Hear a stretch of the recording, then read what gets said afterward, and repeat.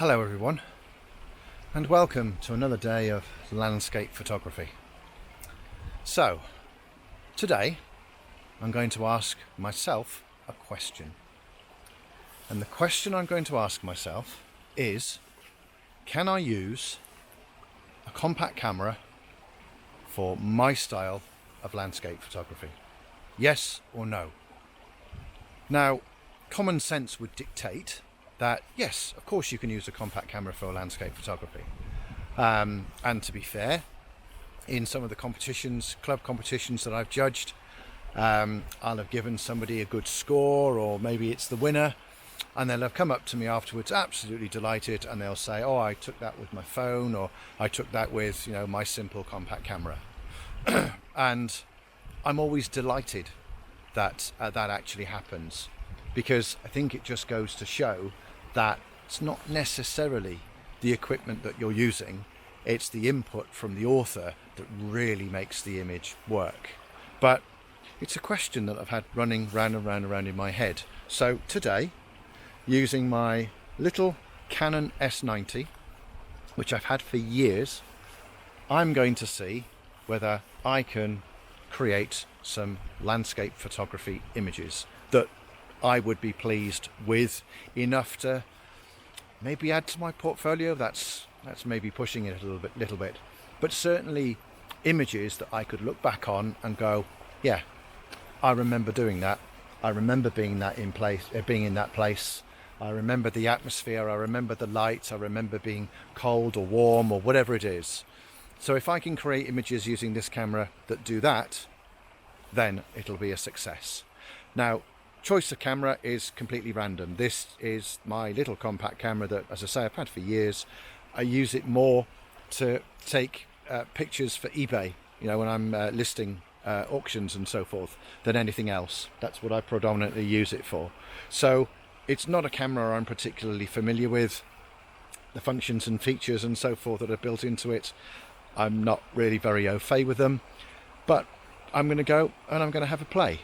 Now, where I am is the Borrowdale Valley in the Lake District National Park. I'm actually walking the path from Surprise View to the lake Wat Endlath.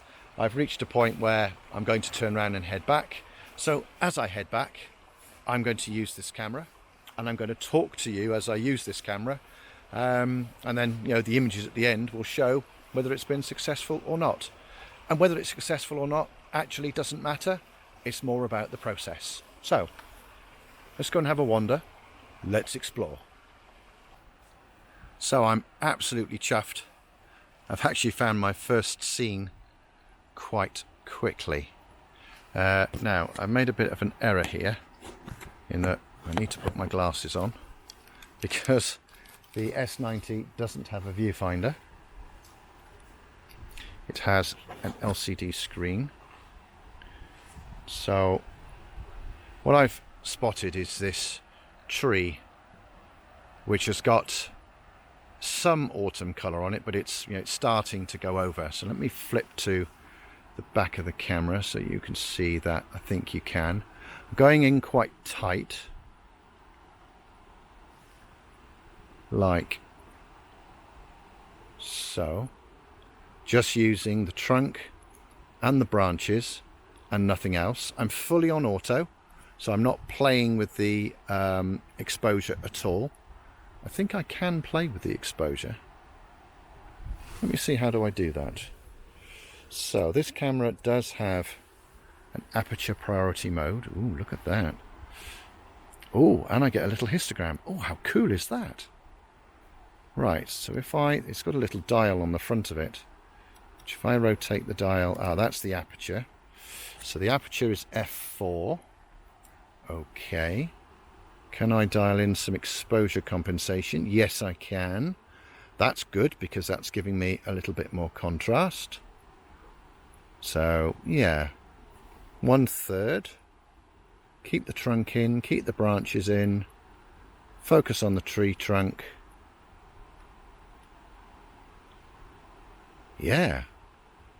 I'm quite liking that, and I think in software it could do with a bit of a thump of contrast just to bring up the colours as viewed in the original scene. So yeah, that was relatively straightforward. And also the fact that I'm doing it one-handed. Obviously I've got my video camera in one hand and then I've got this camera in the other. The fact that I could do that relatively straightforwardly worked. Right, okay, that's worked. Very, very little challenge. On to the next one.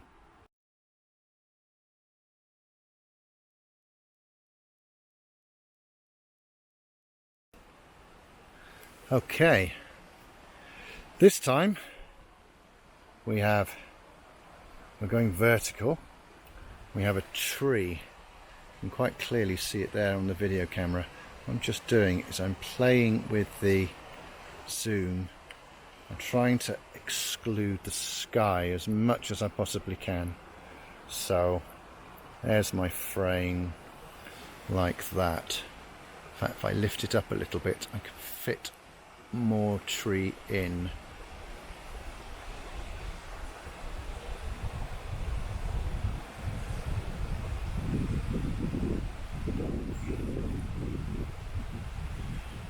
Yeah, that's okay. Quick observation from me actually. Let me spin you round. So quick observation from me. So it's actually really quite liberating. I've got my big camera on my back and all I've got in my hand is my little compact camera and this video camera. That's it. I kind of feel like I've got hands free, I've got space, I've got fingers. What's wrong? That's not right. So yeah, it's actually quite liberating. I'm quite enjoying the freedom of being able to, not be loaded down with lots of technology in my hand. So yeah, it's good. Oh, I think I might have found my my next scene. So let me have a quick explore and then I'll spin you around and show you what I found.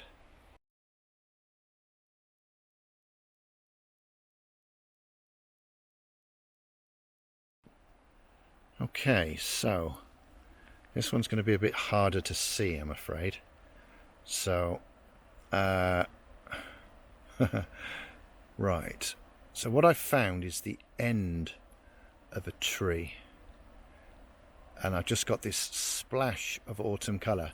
The problem I've got is that it's really quite dark, so just forgive me a second. I'm just going to hold it with my other hand. Now, if that moves a little bit, I'm actually not going to worry about it too much because the wind has been blowing a bit today, so a little bit of movement in that tree there won't be too dissimilar to what I've actually experienced. But if I'm being brutally honest, I'd like it to be sharp. So I found three things quite quickly. I think I need to push and challenge myself a little bit and find something a little bit more unconventional for a compact camera to try and capture. So let me go and find that and I will get back to you.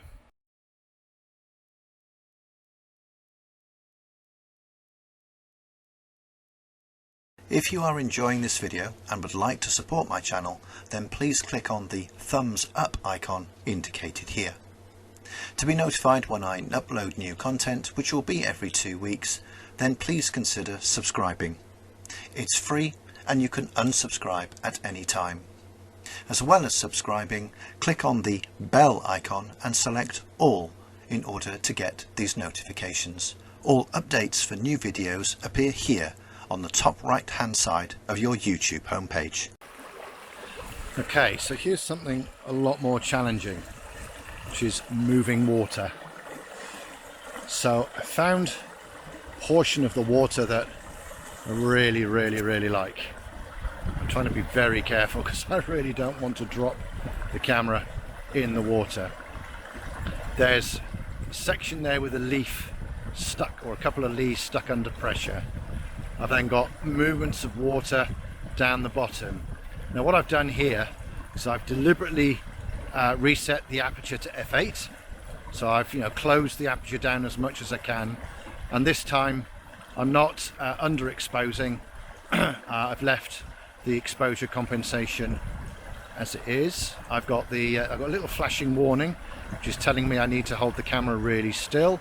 I'm not worrying about that too much. Yeah, I think that works.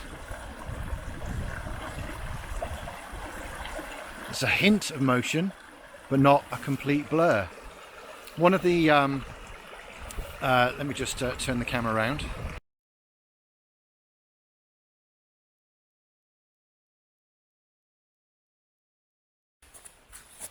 One of the aspects that I am struggling with the compact camera is the zoom. So I think the optical zoom is only, I think it's a 3 times optical zoom on this camera, and then the zoom becomes digital, which I don't like because the result will be really pixelated. So I'm avoiding the digital zoom and just trying to stick within the confines of the optical zoom. But of course, with my big cameras, I'm used to, 200mm, 300mm zooms. So, what's that? That's 6 times optical zoom. So yeah, I am struggling a little bit with that. I wish the camera had just a little bit more reach, but it was up to the challenge of moving water. I would say that having the capability to play with the aperture definitely helps. I think if it had been, without wishing to be disrespectful, your bog standard compact camera that didn't have that function, then I don't quite know what the camera would have done. Probably would have thumped up the ISO to try and compensate for the exposure, but this one isn't doing that because I've been able to select an aperture priority mode. But that's the camera that I've got with me, and I'm just using the functions and features that it's got. So on to the next scene. So forgive me for the excessive noise. There's not much I can do about that because I'm quite close to the surface of the water, but this time the scene with a lot more energy and a lot more punch. And this time where can you see it? There we go, that's a bit better. This time I'm really trying to focus in on the motion in the water. Done the same trick as previous, so I'm f8. I'm not playing with exposure compensation. The camera is warning me about the fact that I need to keep it steady, and I'm at the absolute limit of my optical zoom, but it's still able to capture really good range of motion. Just going to readjust my composition. Yeah, so I think for moving water, yeah, I think this camera does the trick. Yes, it has its limitations, I've already spoken about them, but does it work? Yes, it does.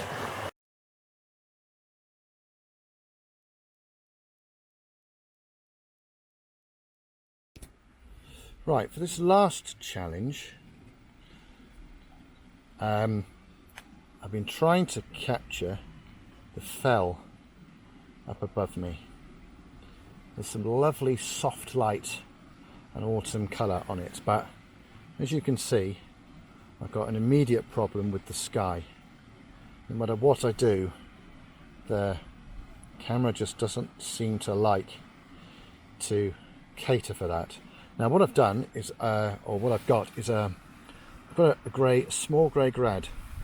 It's actually a Lee 75 grad that I used to use in my Olympus kit, and I've kept a couple of them because they're useful to have knocking around for workshops. But what I tried to do is I tried to put the grad over the sky, but no matter what I do, the camera just seems to want to compensate for what's going on. It's actually quite frustrating. So, can I use grads with this compact camera? I think the answer to that question is no, I can't. Or at least today I've not been able to find a mechanism that will let me do it. which is quite frustrating.